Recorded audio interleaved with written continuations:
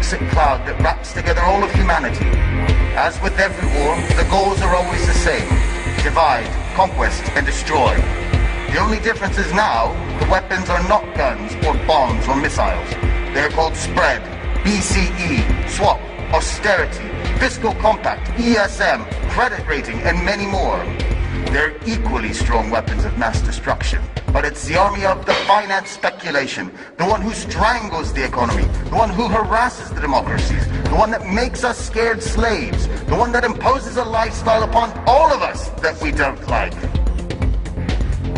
It seems we're watching the dawn of a new era, a period where discoveries in all of the different sectors of science and medicine should have allowed an easier life for us, to have defeated all the diseases and world famine. We would all have had far more free time because the machines would have worked for us, but it hasn't gone that way. The modern world obviously needs some improvement. Cancer and other epidemic diseases are responsible for deaths at an unstoppable rate. The pandemic spreads globally and increases like the incomes for the pharmaceutical industries. Hunger in the world has not been defeated. Violence keeps devastating entire world areas, and the situation of poverty is forcing entire populations to migrate.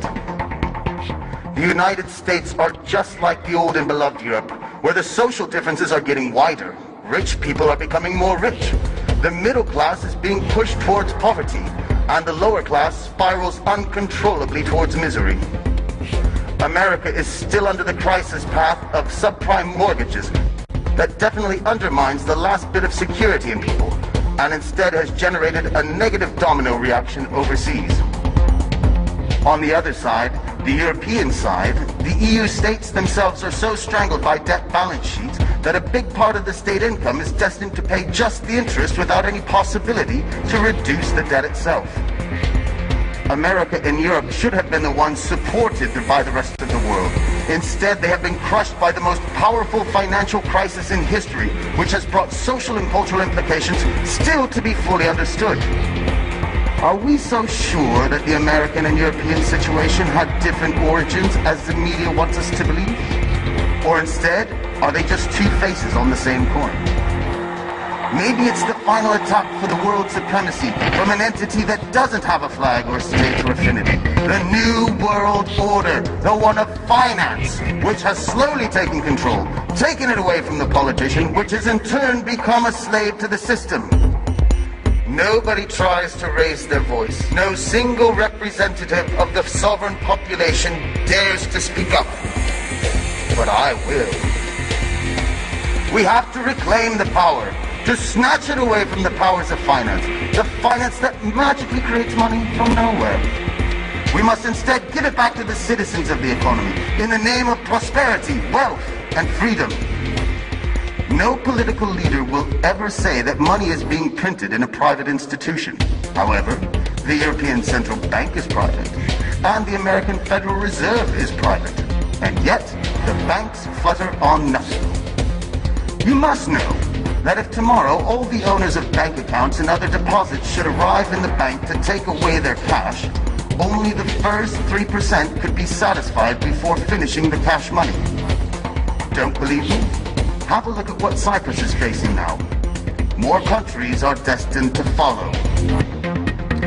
Maurice Allais, winner of the Nobel Prize for Economics, wrote in 1999, "The actual money creation from nowhere operated by the bank system is identical to the creation of money by forgers. The results are basically the same. The only difference is who gets the profit of it." More than 80 years ago, Bertolt Brecht wrote in Santa Giovanna di Mascelli that it was more criminal to establish a bank and then rob it. Aha! Now there's a true prophet. At the time, the weapons of mass destruction were not yet created by finance. Which ones? Well, between the lies and the misleading, all at the service of finance, the choice is huge.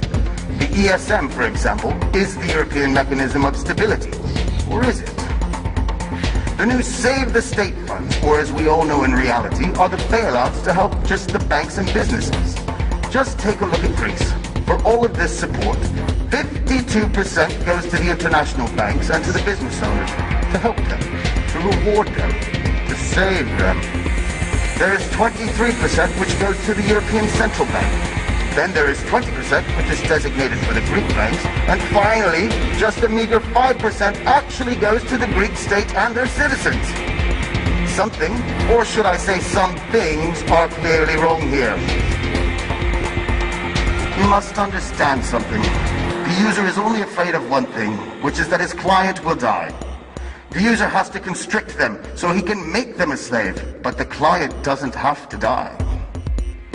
I'd like you to keep in mind something very important, which is when all of us are asked to tighten up the belt, is Europe asked to do the same? This is bullshit. Sometimes there's a gentleman who asks us just that, Mr. Van Rompuy, President of the European Council, elected by governments and not by the citizens.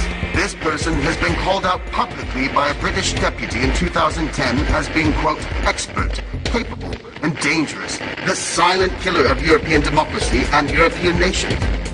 No. He is wrong. He is just another slave of finance.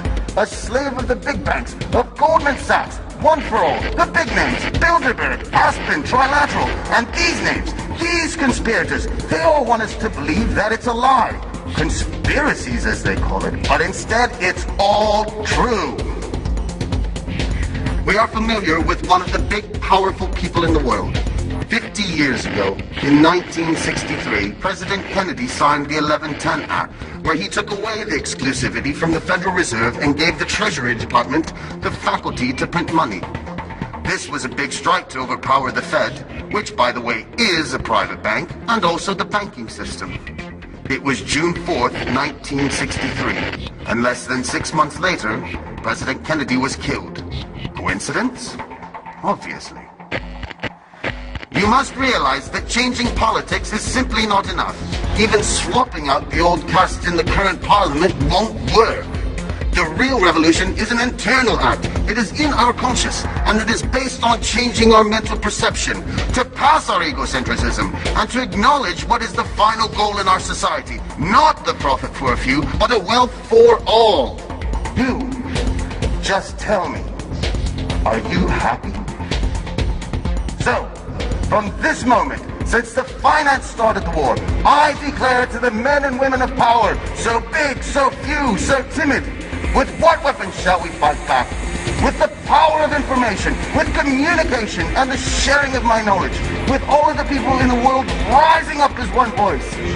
Now, they know that I know, but now you know as well.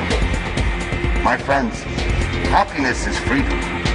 Freedom is still in the distance, but the choice has been made.